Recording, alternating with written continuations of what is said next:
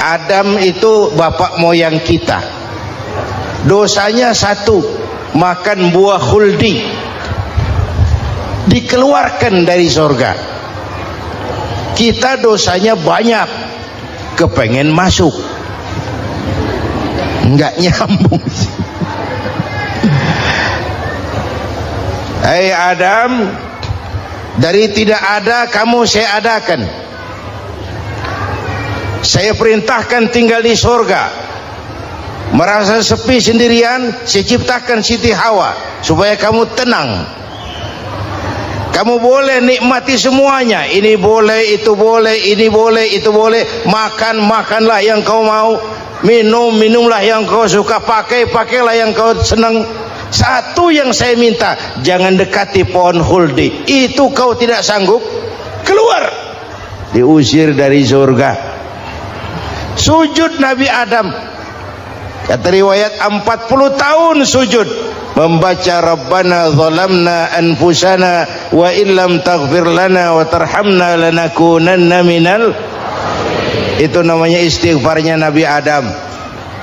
Istighfar itu kan mengucapkan astagfirullah, basmalah, membaca bismillah. Jangan kayak teman saya disuruh banyak-banyak baca istighfar, benar-benar dia baca istighfar, istighfar, istighfar. Bukan itu maksudnya. Nah, maka salah satu amalan yang sangat dianjurkan di bulan Muharram ini memperbanyak istighfar. Tidak ada orangnya yang tidak. Ayo jujur, ini yang kumpul di sini semua, ada nggak yang nggak punya dosa? Yang merasa nggak punya dosa, ayo ke depan. Ada? Tidak ada. Setiap kita, entah kecil entah besar, sengaja terlupa, pasti mempunyai yang namanya khilaf dan salah. Dan Allah Tuhan kita bukan Tuhan pendendam. Allah Tuhan kita Tuhan yang ramah dan rahmah. Manusia, dosamu banyak, tapi ampunanku lebih banyak. Salahmu besar, rahmatku jauh lebih besar. Kau sujud di hadapanku, aku bangga melihatnya. Kau menangis di hadapanku, aku senyum melihatmu. Kau berjalan menujuku, aku berlari menyambutmu. Karena itu amalan yang sangat dianjurkan di bulan Muharram ini memperbanyak istighfar. Itu kalau istighfarnya Nabi Adam. Ada istighfarnya Nabi Yunus. Ibu kenal Nabi Yunus? Di mana kenalannya? Sok tahu. Nabi Yunus itu ketika berdakwah kepada kaumnya yang bandel, memberikan peringatan, kalau kalian tidak mau beriman akan turun azab. Kapan Yunus? Akan. Kenapa mesti akan? Sekarang aja kalau mau saya tungguin. Kurang ajar betul ini umat.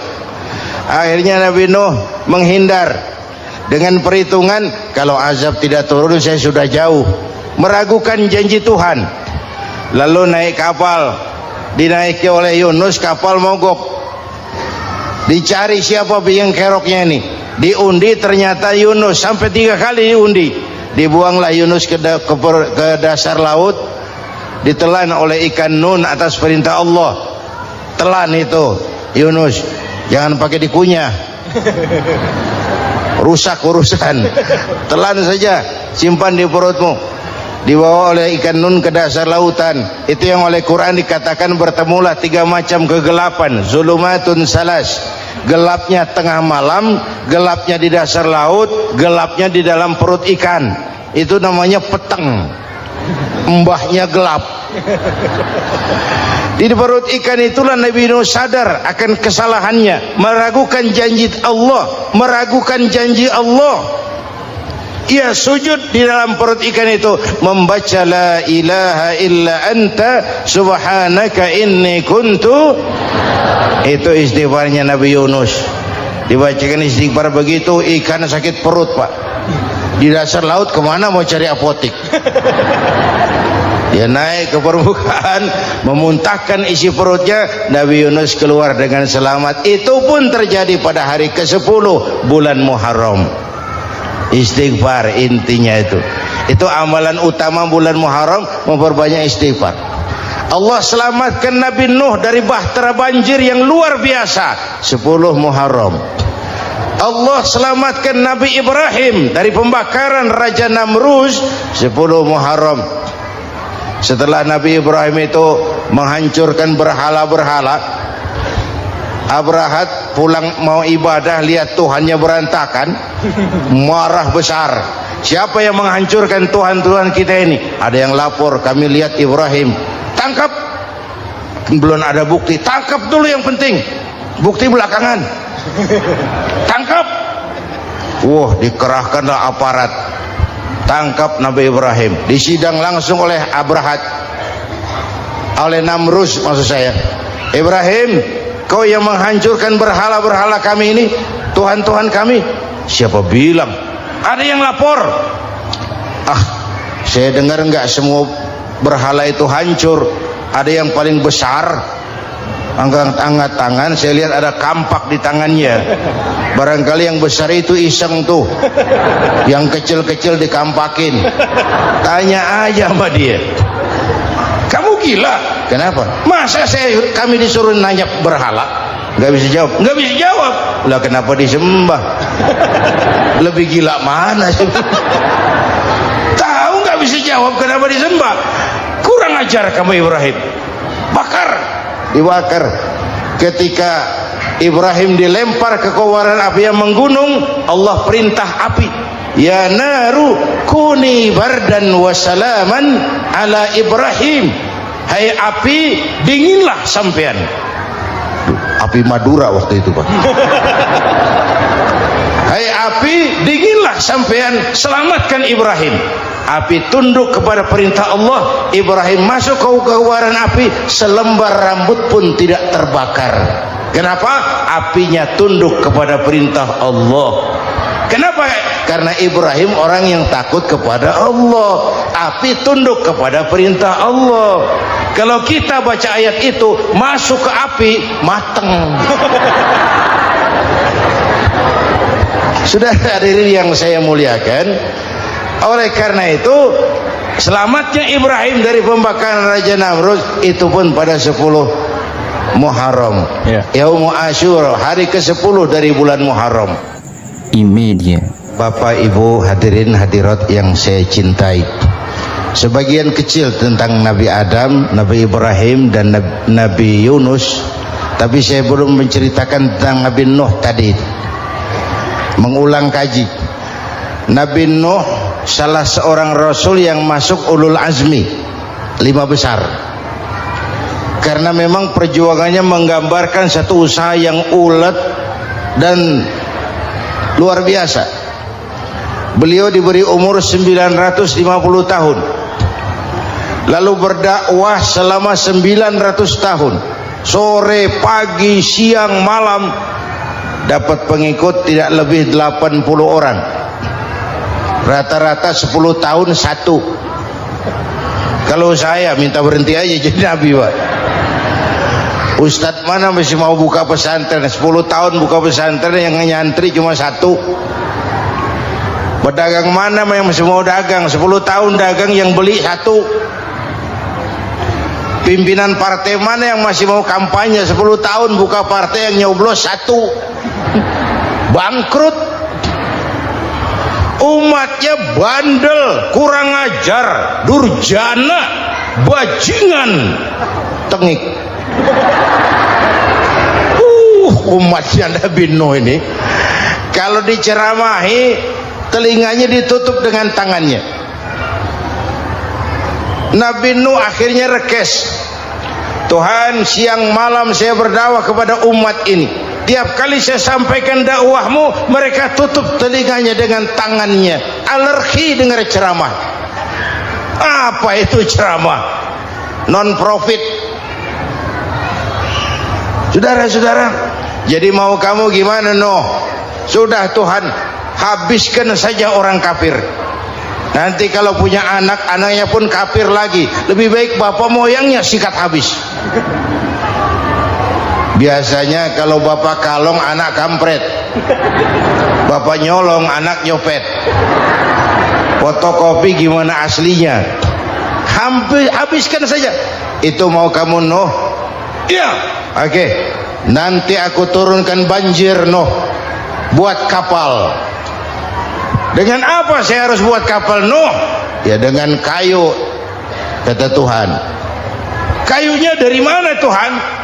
Ya dari pohon Nuh. Pohonnya belum ada Tuhan. Ya tanam dulu Nuh. Bikin kapal, kayunya nanam pohon. Apa artinya? Perjuangan perlu kesabaran. Sukses itu ada prosesnya. Nggak bisa simsalabim abracadabra lalu kita mau sukses.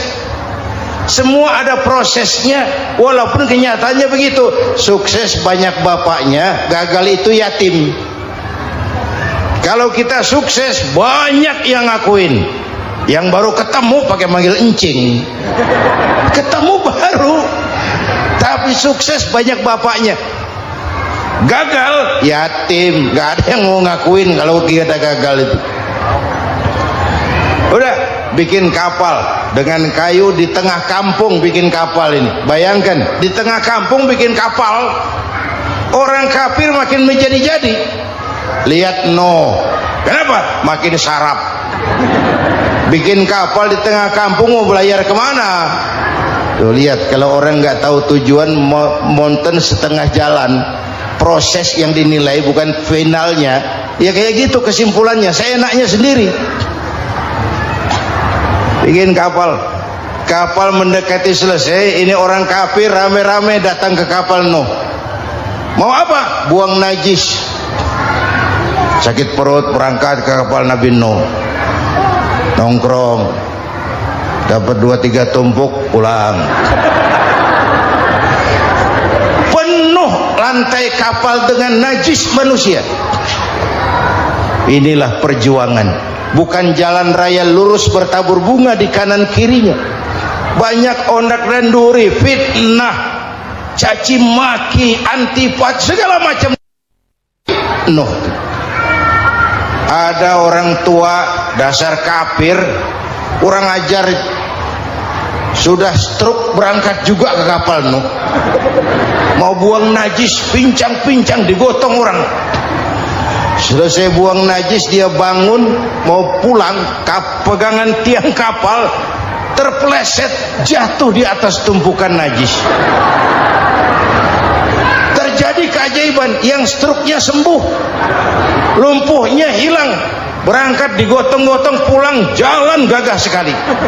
Tapi orang kampungnya heran, ente sudah sembuh? Sudah. Berobat di mana? Kok begitu paten? Di kapal Nuh. Masih banyak.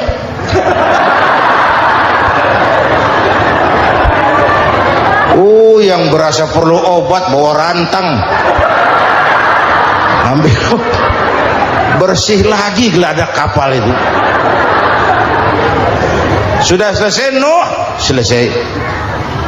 Oke, kau orang yang beriman bersamamu, binatang serba sepasang, naik Nabi Nuh, naik orang beriman, naik binatang serba sepasang. Ini cikal bakal penyelamatan manusia, Pak.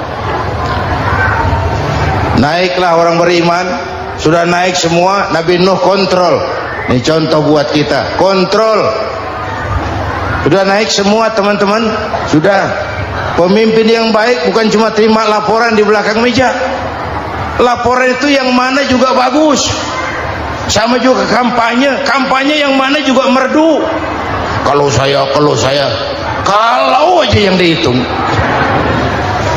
Pernah ada calon bupati kampanye janji, kalau saya berhasil kita akan banyak bangun jembatan di daerah kita. Saya tanya, Pak, nggak ada sungai di kampung kita, Pak. Dia bilang, sungainya kita bangun sekalian. Udah kadung janji, mana pula orang mau bangun sungai itu. Saudara-saudara, kontrol. Jangan cuma tunggu laporan di belakang meja, semua laporan bagus. Ya Bu? Bu?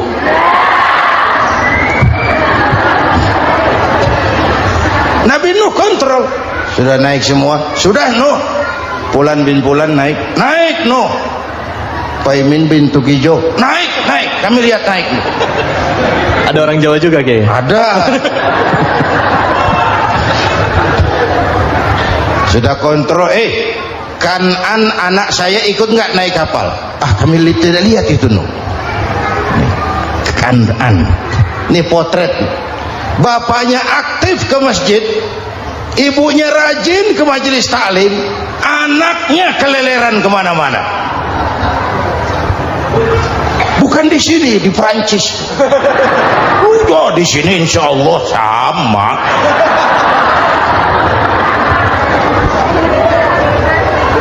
Nuh karena sayang anak, Nuh karena cinta anak, Nuh karena tanggung jawab anak, cari naik ke atas kapal. Lihat Kanaan anak saya, nggak lihat Nuh. Turun ke ruang bawah, periksa lagi. Mang, ayah Kanaan di dia. Jamaah Tasik ini rupanya di tangan. Tuh ayah mang. Ayah kemana ya budak ini? Turun ke bawah, tanya lagi, ono Kanaan toh? Ora nano raketok. Rombongan Jawa Tengah naik ke atas buritan. Dari buritan kelihatan ternyata Kanaan tidak ikut naik kapal, kumpul di darat bersama orang kafir. Ini potret kita sekarang. Kumpul sama orang kafir, hanyut anak-anak kita, ditelan budayanya orang kafir, ditelan tradisinya orang kafir, ditelan pergaulannya orang kafir. Nuh karena sayang anak dari atas manggil. Dalam Quran dijelaskan itu, karena Nabi Nuh di atas, Kanaan di bawah, teriak, ya bunayyarkam ma'ana. Begitu dalam Quran ayatnya. Cuma ini pakai gaya memanggil supaya kelihatan kegambar, kira-kira Nuh manggilnya begitu. Ini namanya gaya dakwah, Pak. Kalau ceritanya datar nggak menarik. Maka Nuh memanggil Kanaan, ya bunayyarkam ma'ana. Kata yang dengar, ini gaya orang manggil, ya bunayyarkam ma'ana. Kanaan kesini nak, naik kapal sama papi.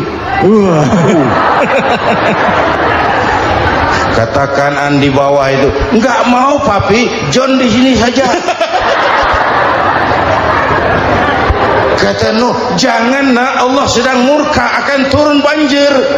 Kalau datang banjir papi, sa'awi ila jabalin ya'simuni minal ma', saya akan naik ke gunung tinggi yang bisa menyelamatkan saya dari banjir.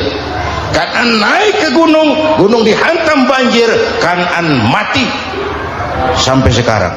Yang kelima, Nabi Musa, kisah Muharramnya ini lahir dalam kondisi yang sulit karena Fir'aun mimpi akan lahir seorang anak dari keturunan Bani Israel yang akan menghancurkan kerajaannya. Kata Fir'aun, sudah lahir belum anaknya? Belum. Kalau gitu mulai malam ini laki-laki dilarang bergaul sama istrinya. Semua perempuan hamil di bawah pengawasan negara. Mulai hari ini kalau lahir anak laki-laki terutama Bani Israel, penggal. Satpol PP disiapkan. Udah ada Kiai?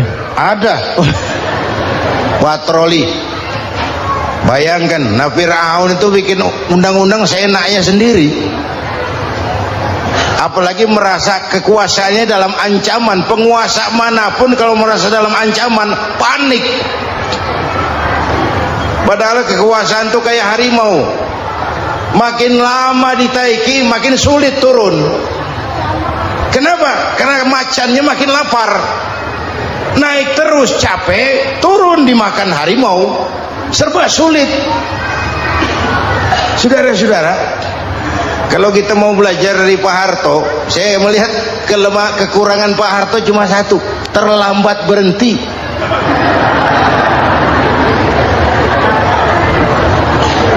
lambat berhenti. Di sekelilinginya banyak tukang-tukang jilat, tukang-tukang semir. Pak, kalau tidak ada bapak kami bagaimana, Pak? Saudara hadirin yang saya hormati, maka sering saya ingatkan, temanmu yang sejati adalah teman yang membuat kamu jadi benar, bukan teman yang selalu membenarkan kamu. Berapa banyak pejabat-pejabat hancur karena selalu dibenarkan oleh lingkungannya. Bapak benar, Pak. Bapak bijaksana, Pak. Itu tepat, Pak. Benar. Buang angin pun kata kelilingnya, oh Bapak sehat. Temanmu yang sejati, teman yang bikin kamu jadi benar, bukan teman yang selalu membenarkan kamu. Bapak Ibu hadirin yang saya hormati, tapi kehendak Allah terjadi. Lahirlah Musa, bayinya dihanyutkan di sungai Nil. Bayi sudah menderita, dihanyutkan di sungai Nil, dan akhirnya besar di lingkungan istana Fir'aun. Diriwayat oleh Ratu Aisyah, perempuan Fir'aun, setelah mulai berjuang, terjadilah itu. Musa dan pengikutnya dikejar oleh Fir'aun. Sampai di tepi laut, Allah wahyukan Musa, lempar tongkatmu ke laut. Dalam kondisi darurat, mukjizat tiada jalan. Kondisi darurat. Kalau tidak, mukjizat itu maunya Allah, bukan maunya Nabi. Nabi nggak kuasa, Allah yang mau. Tapi hidup Nabi bukan mukjizat, manusiawi. Tidak mentang-mentang ada mukjizat tongkat, tiap sulit main tongkat, nggak usah berjuang kalau begitu. Itu darurat menyelamatkan umat. Tongkat dilempar ke laut, laut terbelah. Laut terbelah.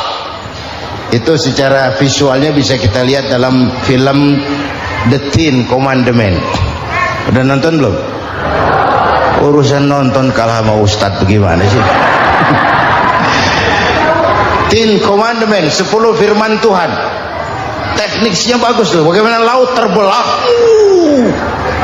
Musa lewat, Fir'aun mengejar. Musa sampai di ujung sana, Fir'aun masih di sama tengah perjalanan. Laut nutup kembali. Laut menutup kembali, Fir'aun tenggelam, cengap-cengap di lautan. Begitu nafas sampai di tenggorokan, Fir'aun sambil cengap-cengap itu, amantu bi Rabbi Musa wa Harun. Duh, kalau begini mah saya juga percaya sama Tuhannya Musa. Malaikat maut jengkel, goblok loh, terlambat sekarang, tenggelamin terus, modar. Musa selamat, Fir'aun mati, jenazahnya, jasadnya terdampar di pinggir laut. Beberapa waktu kemudian ditemukan orang, dimumi, dibalsem, diawetkan. Itu sesuai janji Quran, wa kadzalika nunajjika bibadanika litakuna liman khalfaka ayah. Kami selamatkan badan kamu agar jadi pelajaran bagi orang-orang sesudah kamu nanti. Janji Quran tepat. Janji itu 14 abad yang lalu. Jasad Fir'aun ditemukan, dimumi, diawetkan, dibalsem di bawah nama Pharao Ramses II. Sekarang tersimpan di Museum Negara di Mesir. Kapan-kapan nanti ibu main ke Mesir, mampir.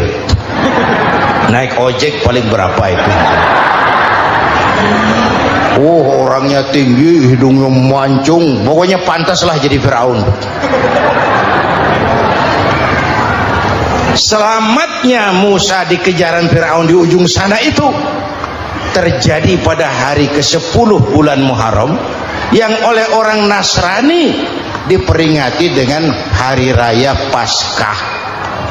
Mereka melaksanakan puasa, mensyukuri nikmat keselamatan dari kejaran Fir'aun. Makanya kalau kita ikut puasa di bulan Muharram, bukan mengikuti syariatnya Nasrani, salah. Karena Nabi mengajarkan, itu sumbernya, bukan ikutan sama ibadahnya Israel. Tapi memang agama ini kan merupakan mata rantai. Datang Rasul baru melengkapi Rasul sebelumnya, datang Rasul baru melengkapi Rasul sebelumnya. Mata rantai yang berkaitan. Setelah Muhammad selesai, selesailah tugas Nabi dan Rasul. Selesailah misi Nabi dan Rasul. Tidak ada Nabi lagi sesudah Nabi Muhammad. Itu harga mati, titik. Gak ada kompromi. Siapapun sekarang ini nggak datang ngaku jadi Nabi, wajib tidak percaya. Wajib tidak percaya. Tapi kaitannya memang kita bilang Nasrani, orang bahasa Arab, bahasa Ibraninya Nazaret, Nasiroh, Nazaret. Itu beda apa dialek. Kita Daud, dia David.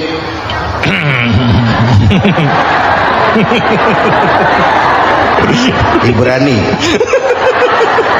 Kita Ali, dia Alek. Kita Sulaiman, dia Solomon. Kita Camat, dia Comot. ini yang ngomong ini comot semua. Immediate. Bapak dan Ibu jamaah yang saya cintai, pertanyaan pertama, hijrah qalbiyah. Ada hijrah badaniyah, hijrah fisik yang dilakukan Nabi dan sahabat dari Mekah ke Madinah. Itu hijrah badaniyah. Ada hijrah qalbiyah, hijrah hati. Dan ini yang kita perlukan sekarang.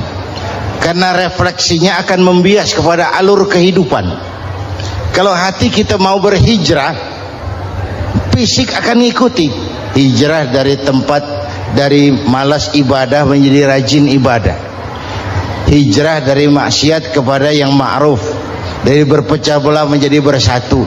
Hijrah seperti itu yang sangat kita perlukan. Apalagi masyarakat ini paternalistik. Kita harus hijrah mental sekarang ini. Maka yang disampaikan tadi benar. Seorang ketua MK siap mengundurkan diri kalau terbukti anak buahnya terlibat suap. Itu walaupun siap, tapi sudah angin segar buat rakyat, bahwa masih ada banyak insya Allah pejabat kita yang punya harga diri. Walaupun ada juga pejabat kita yang muka tembok, kulit badak, kuping kebo. Muka tembok, kulit badak, kuping kebo. Biasanya kalau kereta api tabrakan di negara-negara maju, Menteri Perhubungannya mundur. Di kita petugas palang pintu dipecat. Jauh sekali menteri sama petugas palang pintu. Yang benar-benar diadili yang krocok-krocok, kopral-kopral itu. Padahal hadisnya jelas, ar-rashi wal murtashi finnar. Yang nyuap dan yang nerima suap, dua-duanya neraka. Kasus potret belakangan ini, yang nerima suap, yang diuber, yang nyuap aman, yang nyuap aman, yang korupsi pajak dikecil-kecilin, yang ngemplang pajak aman. Padahal ngemplang pajaknya triliunan. Padahal dia sudah dikasih fasilitas oleh negara mengelola sumber daya alam negara yang artinya milik rakyat. Dia harus bayar pajak, uang pajaknya dikumpulkan bagi sebesar-besar kemakmuran rakyat. Itu tindakan merugikan rakyat. Karena itu betul, saya setuju, hijrah qalbi yang perlu kita lakukan sekarang. Hijrah hati. Kita ini bangsa Indonesia, seperti timnas. Timnas sekarang anak-anak muda sudah berani pakai baju PSSI. Iya. Kenapa? Menang. Coba kalau kalah terus, nanti menang. Tapi bangsa Indonesia itu memang seperti timnas, namanya kesebelasan. 11 orang. Walaupun ada pemain bintang, ya ada presiden, gubernur, menteri, itu bintang-bintang. Tapi bintang baru ada artinya kalau dibantu 10 pemain yang lain. Cristiano Ronaldo, siapa itu? Penyerang tengah Real Madrid, Wah. bintang. Lionel Messi. Siapa lagi? Barcelona. Bercelana.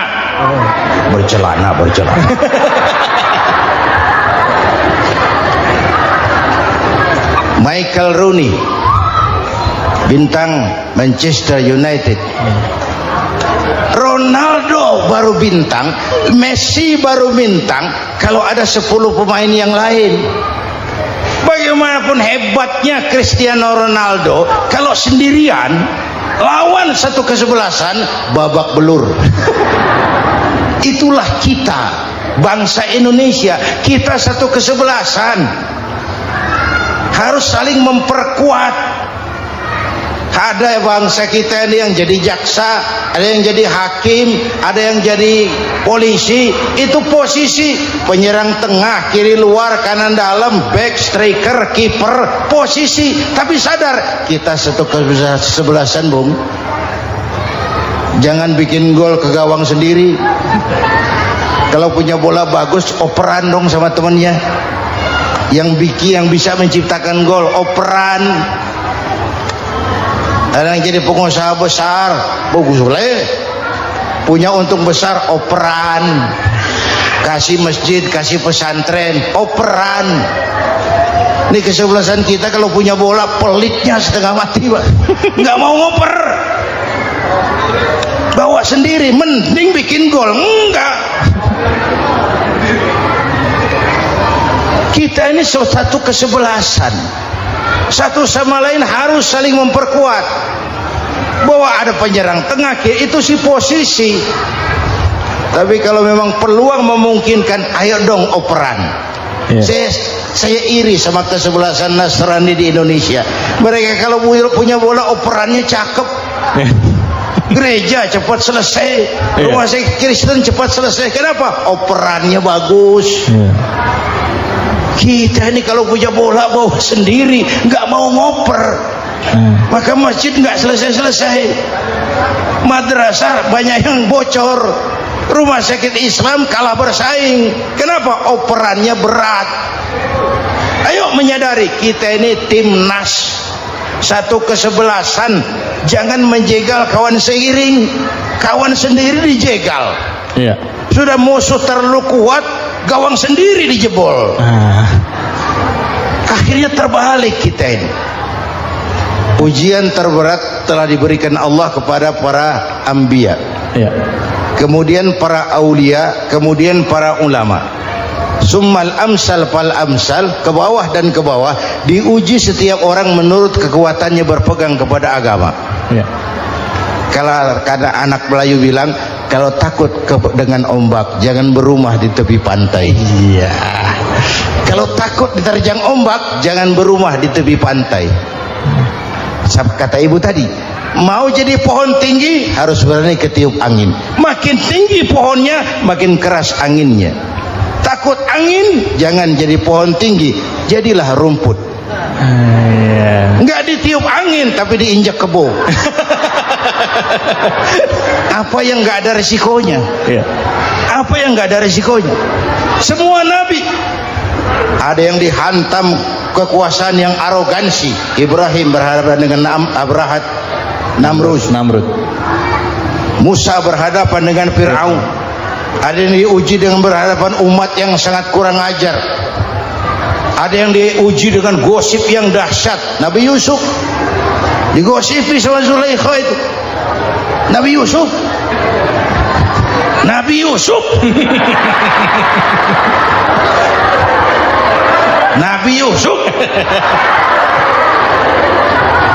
Yang namanya gosip itu kan menyebarkan keburukan orang. Kalau benar saja hukumnya ghibah. Kalau salah hukumnya fitnah. Fitnah lebih bahaya dari pembunuhan. Benarnya ghibah, salahnya fitnah. Saudara hadirin yang saya hormati, jadi resiko itu biasa.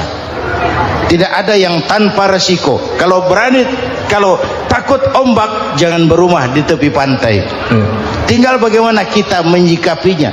Kalau kita dewasa, ini bagian ibadah saya kurang, mungkin karena dia omongin orang tambah pahala saya, mungkin karena dia omongin orang tambah pahala saya. Maka saya ngadapi gosip sepatah pun saya nggak ngomong, saya cicing wae cicing. Saya percaya masyarakat tuh punya filter. Amin. Insyaallah. Saya percaya Tuhan tuh nggak tidur. Kemudian melahirkan kita ke alam dunia ini, secara biologis bahan kita sama, dan tidak itu yang menentukan ketinggian